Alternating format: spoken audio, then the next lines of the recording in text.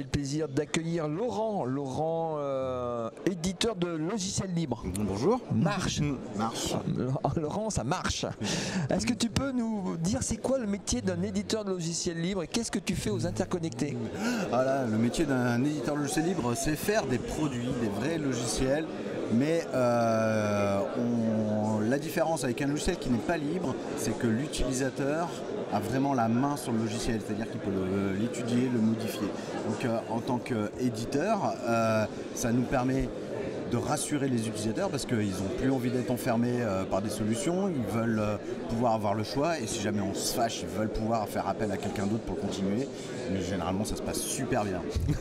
Et donc ce qu'on fait aux interconnectés, c'est que voilà, on travaille beaucoup sur la dématérialisation et l'archivage, que ce soit la dématérialisation des documents ou des courriers, donc du coup ça adresse beaucoup les collectivités ainsi que l'État et donc voilà, les interconnectés. C'est un peu l'endroit où ils sont. Alors, fut un temps, quand on disait logiciel libre, ça faisait un peu peur, ça faisait bidouille, ça faisait machin pas fini, machin de geek. Est-ce que ces a priori sont un peu passés ou tu as encore des a priori comme ça? Il en reste toujours un petit peu. Je vais dire que les a priori commencent à se lever. On comprend mieux le logiciel libre et l'open source. Alors, parce qu'il y a des succès. Alors souvent les gens ils ne maîtrisent pas bien la différence entre libre et open source. C'est juste une question de prisme, hein. C'est la même chose, c'est le même objet technologique. Quand on dit open source, c'est du point de vue producteur, ça veut dire qu'on s'ouvre. Et quand on dit logiciel libre, c'est plutôt du côté utilisateur, ça veut dire qu'on a des libertés sur le logiciel. C'est plus un frein, ça l'a été pendant longtemps, mais ça l'est plus aujourd'hui parce qu'ils ont compris que c'est pas Toto sur IRC qui fait le logiciel et qu'il y a des vrais process industriels et que faire un logiciel, c'est une industrie, c'est un vrai métier, c'est un vrai travail de faire un logiciel performant. Et donc voilà, maintenant, ils ont enfin compris. Alors, je vais me faire encore l'avocat du diable, hein. J'aime bien faire l'avocat du diable. Est-ce que tu as vraiment des contributeurs, des clients qui vont mettre les mains dans le code, qui vont regarder, qui font des modifications, des adaptations, des évolutions, qui partagent avec d'autres ou pas? Alors, j'ai pas des clients qui partagent et qui développent. J'ai des partenaires, parce que quand on a un éditeur, l'idéal du modèle d'éditeur, c'est de ne pas connaître ses clients. L'idéal, c'est voilà, on a tellement de clients qu'on ne peut plus tous les connaître. Donc on s'appuie sur un réseau de partenaires qui ont des compétences et de la connaissance sur le métier, qui vont installer, déployer chez les autres. Et eux remontent différents besoins qui permettent d'améliorer le produit et ils contribuent au code directement. Par contre, les utilisateurs, ce qu'ils font, c'est qu'ils contribuent non pas techniquement, mais financièrement.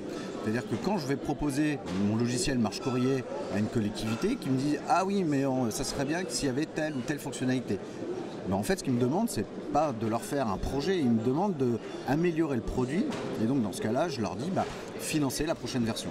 Et c'est là tout l'intérêt du libre, c'est que justement, l'idée c'est de mutualiser la R&D auprès des utilisateurs et c'est les faire s'impliquer dans le logiciel parce que derrière il y a la pérennité.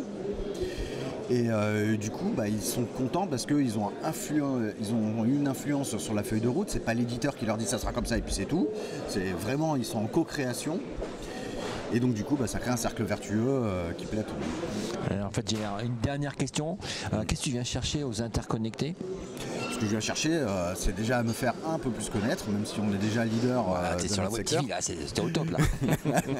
Donc on est quand même leader sur le courrier, on va le devenir sur l'archivage électronique à valeur probante, mais ça on y travaille fort.